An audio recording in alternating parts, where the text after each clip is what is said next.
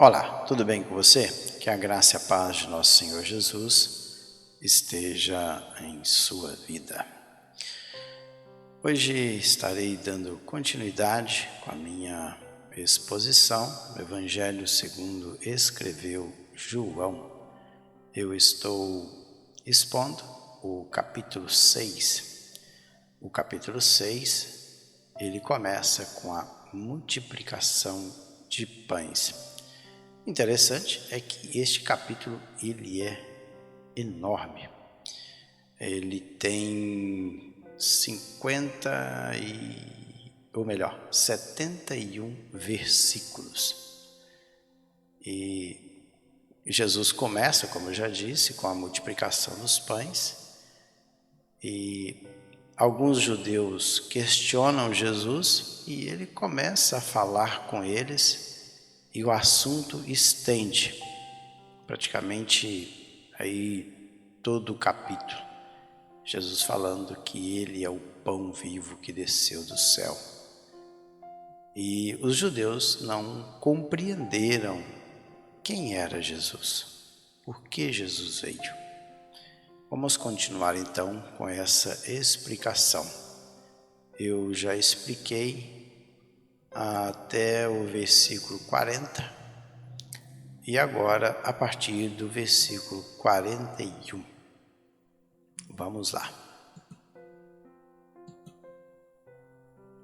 Está aí na tela, versículo 41, que diz o seguinte: Murmuravam, pois, dele os judeus, porque dissera: Eu sou o pão que desceu do céu. Então agora, os judeus, eles começam a murmurar de Jesus. E o que é murmurar? A palavra gonguzo, grega, essa primeira aí, gonguzo, é um verbo. Esse verbo, ele está na terceira pessoa do plural, está no imperfeito do indicativo, na voz ativa. E significa, a palavra gonguzo, resmungar, queixar-se, dizer algo contra em um tom baixo. Ou seja, eles estavam falando algo contra a pessoa de Jesus num tom baixo. Ou seja, eles falam alguma coisa, quem está murmurando, ele fala num tom baixo, não querendo, parece, que a pessoa ouça o que ele está dizendo. Por isso que murmurar é resmungar-se, queixar-se, dizer algo contra em um tom baixo. E significa ainda do arrulho das pombas, daqueles que confabulam secretamente, daqueles que se queixam com descontentamento. Ou seja, a pessoa num tom baixo, secretamente eles estão ali dizendo algo, e esse algo que eles dizem demonstra que eles estão descontentes, eles estão queixando a respeito de algo. E foi isto que os judeus fizeram. Murmuravam, pois, dele os judeus, ou seja, eles estavam se queixando com descontentamento por aquilo que Jesus falou nos versículos anteriores. E qual o motivo pelo qual eles estavam queixando com tanto descontentamento? Porque Jesus dissera: Eu sou o pão que desceu do céu. Versículo 41. E diziam: por que eles estavam queixando com descontentamento? Por que ele estava falando algo contra a pessoa de Jesus? Olha só o que diz o 42. E diziam: não é este Jesus, o filho de José? Com certeza um estava perguntando para o outro. entre eles, os judeus, eles parece que não direcionaram as suas queixas, as suas murmurações diretamente para a pessoa de Jesus. Mas entre eles estavam dizendo: não é este aí não é este Jesus, o filho de José? Acaso não lhe conhecemos o pai? Sabiam então quem era o pai de Jesus? José. E a mãe? Ou seja, sabemos que a mãe dele é Maria. Como, pois, agora diz: desci do céu? Veja a indagação destes judeus, ou melhor, a murmuração destes judeus. Quem sabia a respeito das Escrituras e esperava uma Mashiach, na profecia diz muito claro que uma virgem, qual o sinal? Que uma virgem conceberia e daria à luz a um filho. Está muito claro na palavra, nas Escrituras. Até porque lá em Gênesis 3,15 já tinha sido feita uma promessa: da semente da mulher é que vai vir um. Então, os judeus, eles não esperavam um Mashiach sobrenatural, descendo do céu com esplendor e glória. Não, eles esperavam um homem, nascido de uma virgem. Mas parece que eles não estavam satisfeitos. E diziam: não é este José? Ou talvez, será que eles esperavam que o Mashiach nasceria num berço de ouro, de uma família rica em Jerusalém? Não sei. A Bíblia diz que uma virgem conceberia e que Belém Efrata seria o lugar onde ele nasceria. E foi justamente isso que aconteceu. Olha só aí o que diz o versículo 43. Respondeu-lhes Jesus: não murmureis entre vós. Foi isso que eu disse. Eles não falaram diretamente com a pessoa do Senhor. Eles estavam falando entre si. Olha, respondeu Jesus: não murmureis entre vós. Ou seja, não fique resmungando, não fique falando baixo contra a minha pessoa.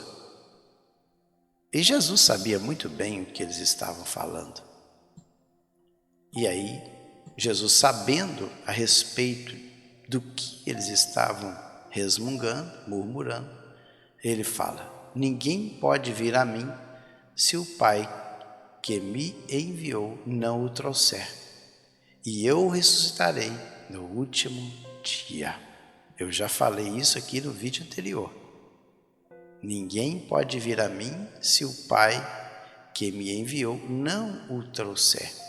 E eu até falei também que aquele que o Pai me dá, e o dar ali é de dome, é dar por livre e espontânea vontade. Ou seja, a pessoa tem que reconhecer o Senhor Deus como seu Salvador. A partir daí, Deus envia esta pessoa para o Filho, porque o Filho é que é o Salvador, porque ele veio para salvar o que se havia perdido. Por isso que ninguém pode vir a mim se o Pai que me enviou não o trouxer, e eu o ressuscitarei. Anisteme, já falei sobre essa palavra. Anisteme, levantar, fala a respeito da ressurreição dos mortos.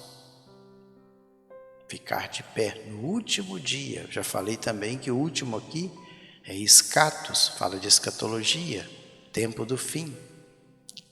O último dia é mera, é dia mesmo. Vamos mais. Está escrito nos profetas. Está escrito nos profetas. O mesmo profeta que falou a respeito da vinda do Messias, também vai falar alguma coisa a respeito de Jesus. Olha, está escrito nos profetas: e serão todos ensinados por Deus. Portanto, todo aquele que da parte do Pai tem ouvido e aprendido esse vem a mim. Então, o vir aqui é de livre e espontânea vontade. É a pessoa ser convencida pela palavra de Deus, lendo a palavra de Deus, lendo os profetas, ele deveria chegar à conclusão que Jesus era o Mashiach e aceitaria. Por isso que, olha, e todos serão ensinados por Deus. Portanto, todo aquele que da parte do Pai tem ouvido e aprendido, esse vem a mim. Isso está escrito lá no livro do profeta Isaías, capítulo 54, versículo 13. E todos os seus filhos serão ensinados do Senhor, e a paz de teus filhos será abundante. Lá em Jeremias também, por isso que ele colocou nos profetas. E aqui o termo profetais, ele está no dativo masculino e é um substantivo, profetais. Ele está no dativo masculino e está no plural. Por isso que foi registrado em mais de um profeta. Eu já li o profeta Isaías 54, 13. Agora vamos ler o profeta Jeremias. Mas esta é a aliança que farei com a casa de Israel depois daqueles dias, diz o Senhor. Porei a minha lei no seu interior e a escreverei no seu coração.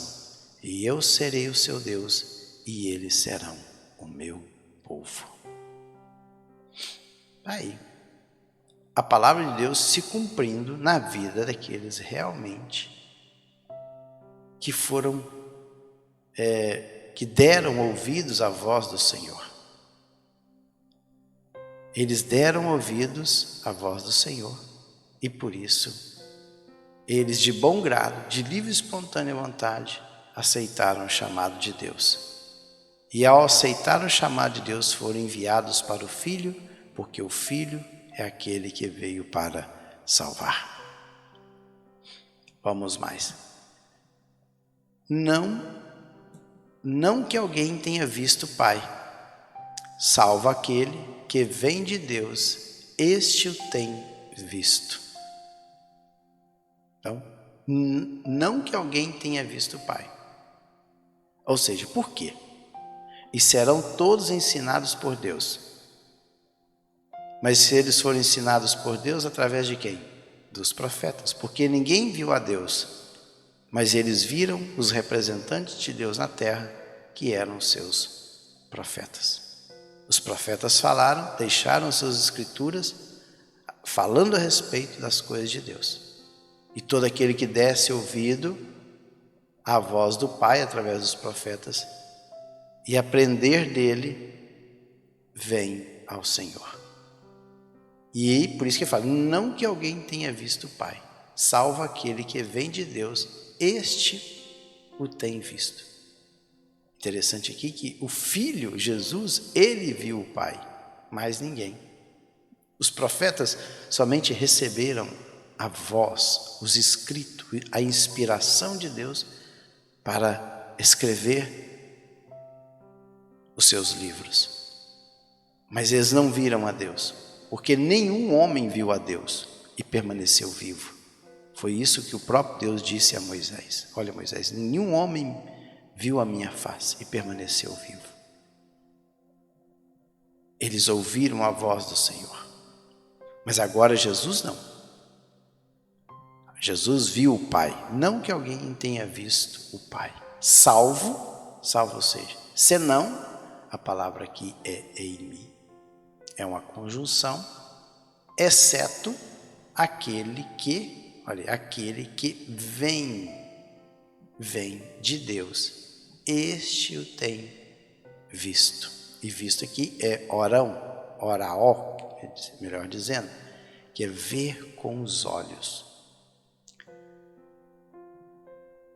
Outra coisa, tem outros evangelhos que falam sobre isso aqui também. Mateus 11, 27 diz assim, todas as coisas me foram entregues por meu Pai, e ninguém conhece o Filho senão o Pai, e ninguém conhece o Pai senão o Filho, e aquele a quem o Filho o quiser revelar.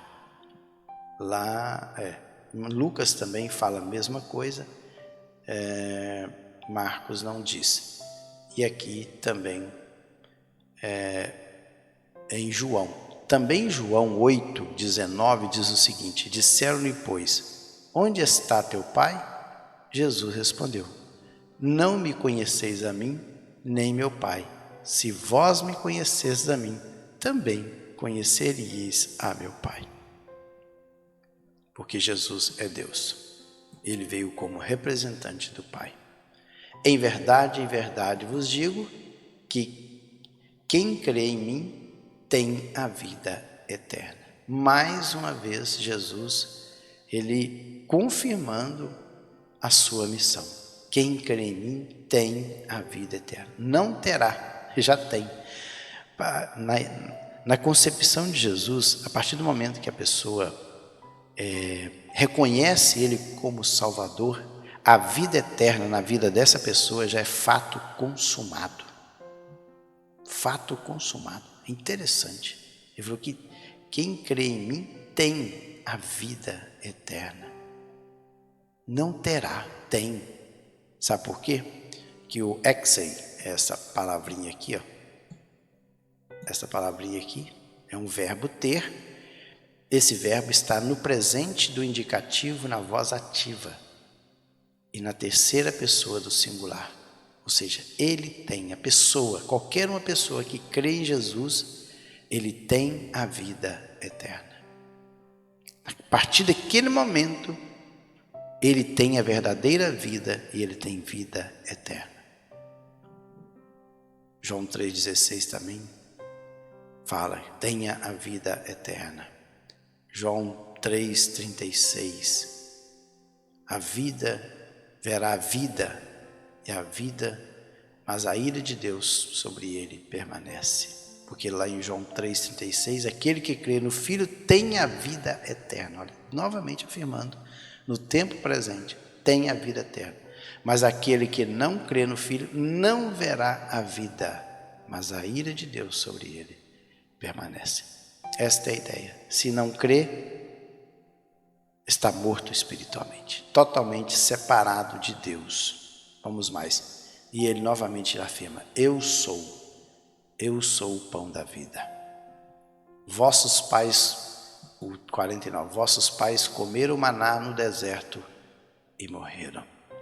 Conforme está lá em Êxodo 16:4. Então disse o Senhor a Moisés, eis que vos farei chover pão dos céus, e o povo sairá e colherá diariamente a porção para cada dia, para que eu o prove, se anda em minha lei ou não.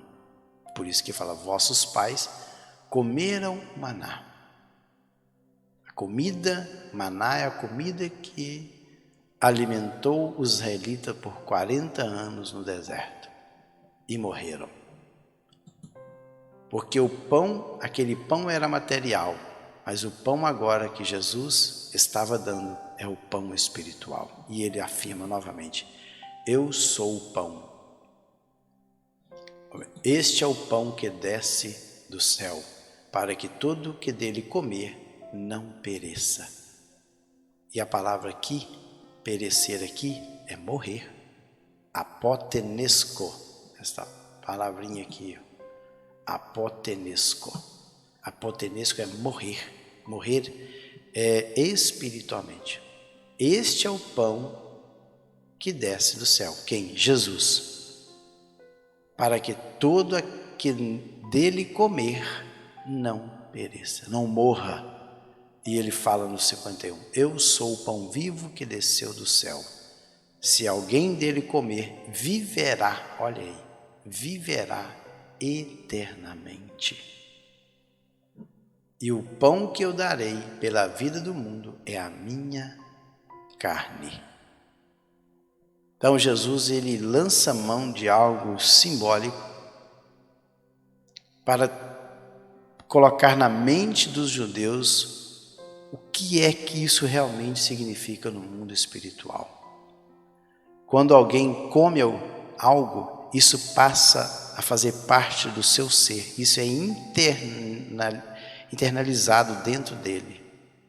Vai para dentro da pessoa, começa a fazer parte da sua própria pessoa. Por isso que alguém dele comer viverá eternamente. E o pão que eu darei pela vida do mundo é a minha carne. Por que ele está falando dessa forma? Porque Jesus veio em carne e ele deu a sua vida. Ele morreu na cruz do Calvário.